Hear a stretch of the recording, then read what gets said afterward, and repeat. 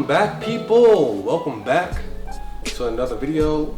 Trying to be more consistent with these. Excuse the hair and whatever I'm wearing. I just got done with my first modeling gig, so that was fun. But yeah, I'm just trying to be more consistent with these videos. This is the third video in a row. Consecutive weeks in a row. So definitely trying to keep up with that. But as you see from the title today we're going to be looking at another Netflix original. This one is called Evil. A series starring the dude from Luke Cage. I think his name is Mike Cotler. Kaja Herbers, who's playing like, I guess, a sidekick, kind of co-star as well. And also a couple other people that we're going to be mentioning today. But yeah, for these reviews of series and animes, I'm going to try to have them shorter and with less spoilers. So it'll be more of like talking about what I liked about the series, what I disliked, that's including like characters and things like that. And also, just a yes or no question whether you should watch it or not. And that'll be towards the end. Yeah, so I just finished watching the series synchronously with a friend. I was just keeping up with the episodes with them. But overall, the show was kind of disappointing. Like, the plot is interesting in my opinion, so just to talk a little about the plot without spoiling it, is that there's basically this team who works for the Catholic Church, and they go to different people's places and homes to see if they needed to exorcise them, exorcism. And so this team is like a team of evaluators that determine if a person is really possessed by a demon or if they may be mentally ill. And one thing that I kind of disliked and liked about this series is that it really didn't answer that question whether if these things are if these supernatural things that are happening are really happening, or if they're just in the imagination or hallucinations of someone who's mentally ill or on drugs. So the show never really answers those questions when something really crazy happens. The show might have like a scientific explanation from that, even though it might be far-fetched. It's still a scientific explanation for that occurrence, for that situation happening. And so the show really makes you go back and forth whether you're believing if within this universe demons do exist, or if these are all just mentally ill people who need medical help. So that's very different. That could be written off as lazy by the producers or writers. But honestly, it gives you a lot of leeway to do things with the series by making the viewers go back and forth, catching them off guard when something seems super unbelievable.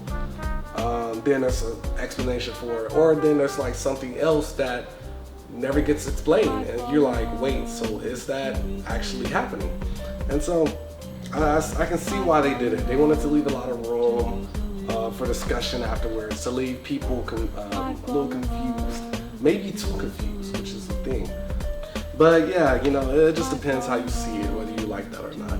But other than that, most of the characters I really enjoy. Like the main group of people, I think the three people that you follow during most of the series is David ACOSTA, who's like the head of the team. Dr. KRISTEN, who's like the medical advisor, she's a non-believer, and she's supposed to like medically diagnose all the people. And then there's SHAKIR, Ben the Magnificent. He's like the tech guy who somehow knows everything about technology, which is very, very unrealistic. But he's also a non-believer, and he's supposed to be the devil's advocate. Play on words. He's supposed to be the devil's advocate when it comes to seeing or disproving that these people are possessed by demons. So those main group of people, they'll chill, they go back and forth about really, and I didn't have too much beef with them throughout the season. And other than that, there's no really other notable characters that I like other than those three. Everybody else is just annoying. And you know, my dislikes is probably a bigger list than my likes at this point. Let's start off.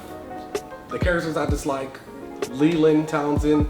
He's supposed to be the main antagonist that's controlling everybody and like connecting the dots and supposed to be working for the devil or something like that. He's super annoying. Dr. Christian's mom, she is obsessed with LELAND and doesn't see the evil inside him. I'm like, how do you not see that this man has threatened your own grandchildren multiple times and is giving you terrible advice to treat them as well? So she's annoying. All 4 kids of KRISTEN, super annoying. I don't know why they had to give her 4 kids, but that was the worst thing that they could have done. I might find a clip of how annoying they are somewhere in here. If I do, I'll post it right here. It'll just be across the screen.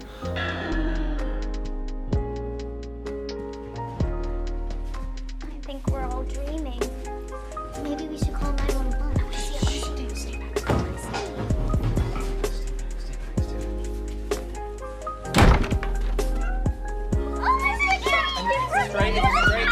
Don't touch it. Might have ticks. Thanks, Mom. That's so cute. Look at her.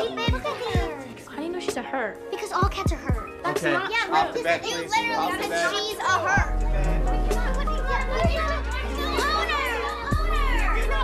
You want to see the cat? Go to sleep. We will deal with this. I honestly started skipping scenes that had just the kids because that's how annoying they were.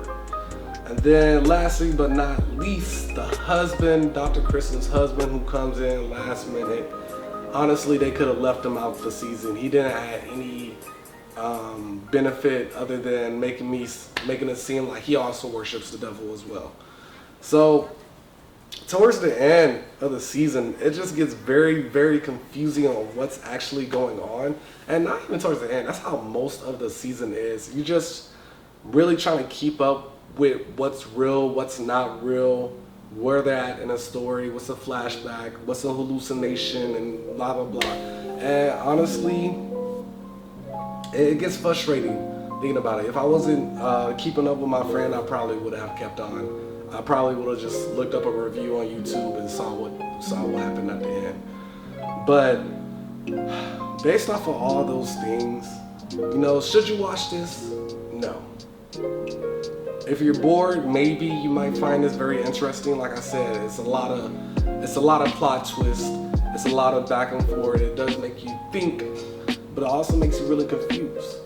But it really just comes off of your perspective. In my opinion, you shouldn't watch this. And if there's a season 2, I would definitely not be watching that as well. But you have to see for yourself.